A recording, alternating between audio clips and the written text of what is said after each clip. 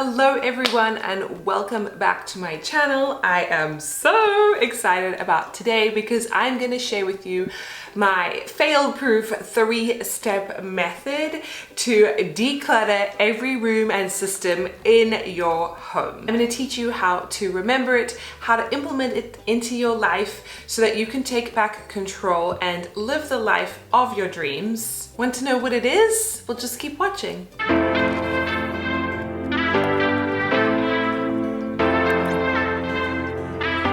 Hello, if this is your first time watching me, my name is Julie. I'm an occupational therapist, a mom of 2 little kids, pregnant with my 3rd one, and I need organization in my life because it gives me the freedom to do what I want and spend time with my family, and I hope that it can do the same for you. I'm here to help you turn your cluttered home into more of a sanctuary, something that you can be proud of, and something that can help you with your relationships with yourself, your kids, and your spouse. This system is something that you can maintain in your life even if you have children, even when life goes totally crazy, and even during a pandemic. If you like videos that are here to help you improve your life and deepen your relationships, then don't forget to go ahead and subscribe, click that like button and that notification bell so that you are notified every time I upload a new video here to help you. Don't forget to check out my new revamped mini course, which is Take Charge of Your Life in Just 3 days.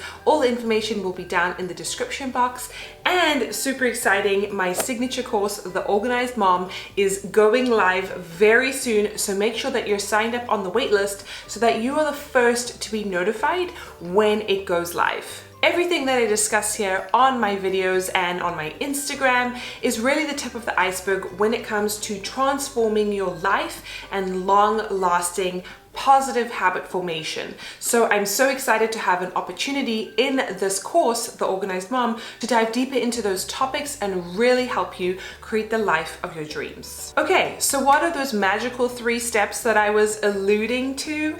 Well, actually they are super simple. But as human beings, we like to complicate things, we like to get lost in the details, and as a result, we just get stuck. Forget everything that you have learned about decluttering so far, erase that from your mind, and remember this 3-step system, DMD. Now, before I tell you exactly what those all stand for, I want to just give you a little disclaimer about decluttering. The core thing is that we need to shift our monkey mind, our reptilian brain, that more is more is more is better is more means I am more. No, that is not the case, even though we have been programmed to kind of hoard things over time, because when we evolved as human beings, let's be real, things were scarce, food was scarce, clothes were scarce.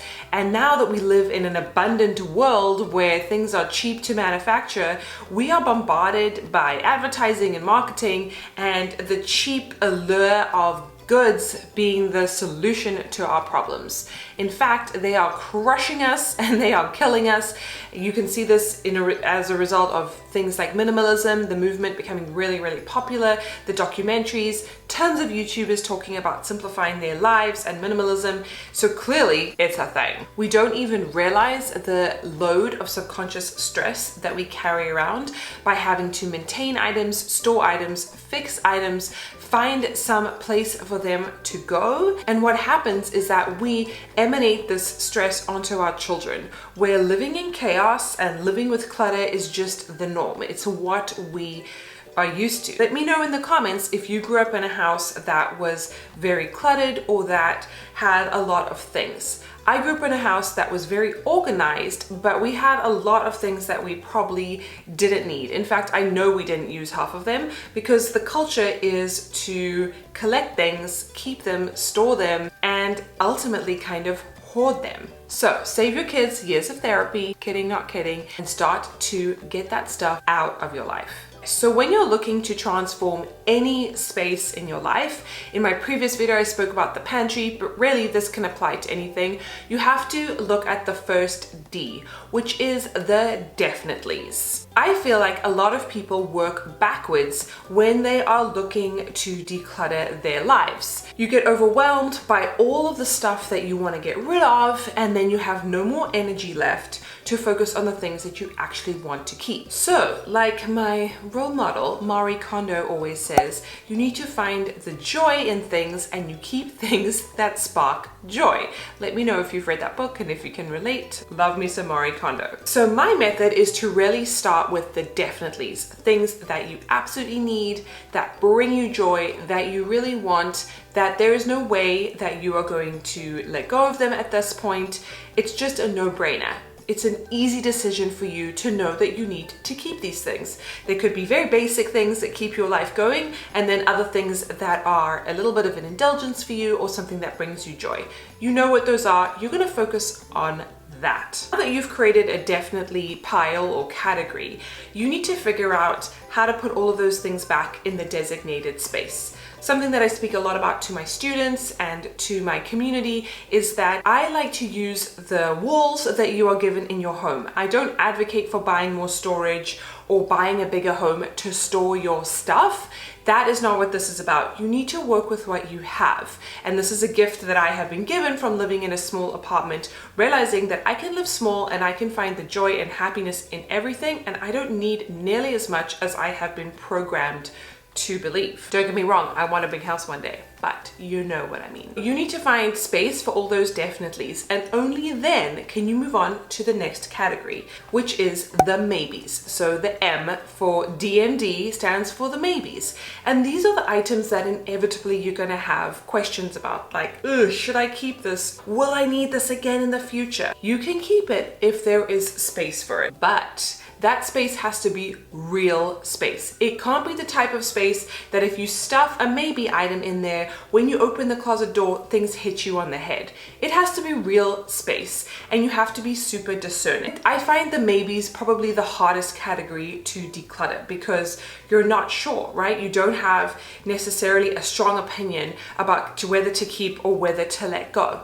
So there are three things that I always tell myself to calm my monkey mind, to calm my reptilian brain, the instinctual part and the oldest part of the human brain that wants to hoard because it comes from a scarcity and survival mindset. And this is why organization is just so much more than Pinterest. What I tell myself is, number one, can I replace this easily? Is this something that's fairly affordable that big if, because unlikely that I will need to replace it, I'll find something else, but if I needed to replace it, could I get it again? Is it accessible and is it affordable? Number two, is the space that this maybe item occupies, is this good for my sanity, or is this at the cost of my mental health? Things falling on your face when you open the cabinet door, it's out. And then number three, if I really can't let something go, or I'm really undecided, or if you're a parent and you're in the stage of having multiple children, you don't know whether you're going to need something or not, store this for 6 months. You know, I probably wouldn't go longer than that, but let's say 6 months. And if you don't reach for it, you don't think about it, you forget about it, it's time for it to leave your life. And then the donates. This is probably one of the easier categories in some ways to just let go, because they are obvious things that are either trash. Hopefully you don't have too much of that. Hopefully you've been discarding that, but rather you can donate these items to charities, to nonprofit organizations, to friends or family that may need it more than you. And this is something else that, again, if I have a hard time letting go of something where deep down I know I don't really need it, then I think, well, you know, someone else probably can use this so much more and benefit from this so much more than me, and that makes me feel good that I'm giving to somebody else. Remember, karma is a real thing, and what you give out into the world, you receive. So don't feel like you are losing out by giving away your things when really you can do without them, you don't really have a need for them, and you can find something else to replace them if you needed to. So that is my super easy system, DMD. The definitelys, the maybes, and the donates. so simple, and you can really apply this framework to any part of your home, even digital clutter. So I would love to hear what you're planning to declutter with this method. Let me know in the comments down below. Let me know any video suggestions that you have that will help you with decluttering your life. I want to talk about sentimental items. I want to talk about maintaining a clean and organized space and the mindset around it. So let me know if any of those interest you. Don't forget to go ahead and subscribe, like this video, click the notification bell, check out my free mini course. It is such great content with a full-on brand new PDF that will really help get you started on your journey, and I hope continue to motivate you. Don't forget to sign up for the waitlist for The Organized Mom. Follow me on Instagram for more updates, and I will see you in my next video. And remember, mama, you got this. Bye.